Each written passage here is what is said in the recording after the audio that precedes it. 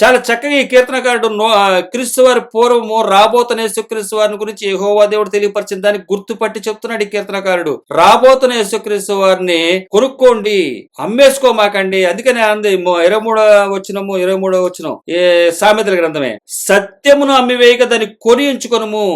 సత్యం అంటే ఎవరు? యేసుక్రీస్తు వారు. యోహాను సువార్త 18:37-38 వచనాల్లో పిలాతు ముందు నేను సత్యం అంటే ఏంటో చూపించడానికి లోకానికి వచ్చాడన్నాడు ఆయన. సత్యము అంటే ఇలాగుంటుంది, యేసుక్రీస్తు వారే సత్యము, నేనే మార్గమును, నేనే సత్యమును, నేనే జీవమునని 14వ అధ్యాయము యోహాను సువార్త 6వ వచనం చెప్తున్నాడు ఆయన.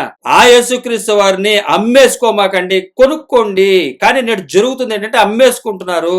అమ్ముకుంటే డబ్బులు వస్తున్నాయి, బంగారాలు వెండిలు వస్తున్నాయి. కానీ బంగారం వెండి అవి ఆ ప్రాణ భయంతో కొనుక్కునేవారు, ఆస్తులు సంపాదించుకునేవారు, ఆస్తుల మీద అజమాయిషి ఉండే వాళ్ళందరూ కూడా ప్రాణ భయము. యెహోవా యందు భయము కాదు, అది యేసుక్రీస్తు వారి యందు భయము కాదు. సత్యమును అమ్మివేయక దాన్ని కొని ఉంచుకొనుము, జ్ఞానమును ఉపదేశమును వివేకమును కొని ఉంచుకొనుము. జ్ఞానం అంటే యేసుక్రీస్తు వారే, సత్యం అంటే యేసుక్రీస్తు వారే. యేసుక్రీస్తు వారిని నమ్మద్దు, యేసుక్రీస్తు వారిని, యేసుక్రీస్తు వారి ఉపదేశాన్ని కొనుక్కోండి. వివేకమును కొని ఉంచుకొనుము. మీకు కనబడే వాటిని కాదు మనం ఆరాధించేది, కనబడిన వాటిని ఆరాధించేవాడు క్రైస్తవుడు. కనబడే వాటిని ఆరాధించేవాడు విగ్రహారాధికుడు. బిల్డింగులే గాని, పొలాలనే గాని, ఆస్తులే గాని, పెద్ద పెద్ద మందిరాలనే గాని అవి విగ్రహాలు. యెహోవా యందు భయం కాదది.